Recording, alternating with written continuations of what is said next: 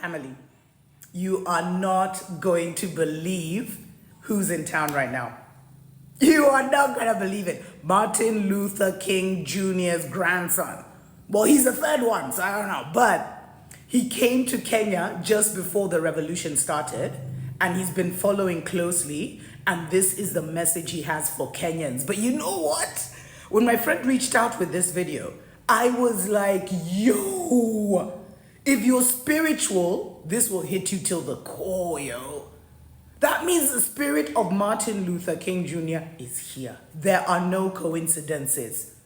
And it has merged with the spirit of the Mau Mau. Yo, of course, we appeal to the ancestors and the spirit of Martin Luther King Jr. to be with our youth and to be with us today. And to keep that violent, enraged spirit at bay. My dear friends, I'm Martin Luther King III. I'm Andrea Waters King.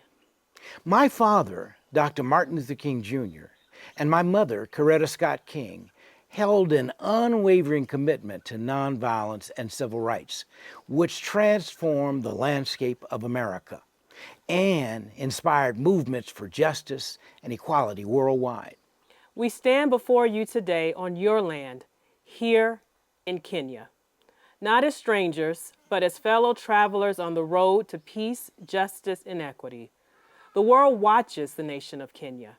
As Kenyans take to the streets to make your voices heard in protest, we implore you to remember the profound power of nonviolent protest. Nonviolence is not merely a tactic, it is a profound expression of moral courage. Dad said, nonviolence is a powerful and just weapon, which cuts without wounding and ennobles the man who wields it. We are deeply saddened by the tragic deaths of protesters and the violence in burning parts of the Parliament building. We implore protesters and security forces to use nonviolent tactics at this time.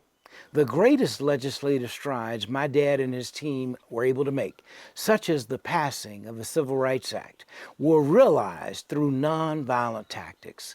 My parents envisioned a beloved community, a society based on justice, equal opportunity, and love of one's fellow human beings. Martin Luther King Jr. said, in the nonviolent struggle, there is room for everyone. There is no distinction of color, no requirement other than a steadfast commitment to justice, courage, and love. We urge you to let your protest be a testament to your dignity and discipline. Kenyans and security forces, the world is watching. Show the world your voices. Rise not in anger, but in a harmonious call for justice. Dad said, at the center of nonviolence stands the principle of love. Love for your country, love for your fellow citizens, and love for a future where justice prevails. As you protest, please do so with love in your hearts.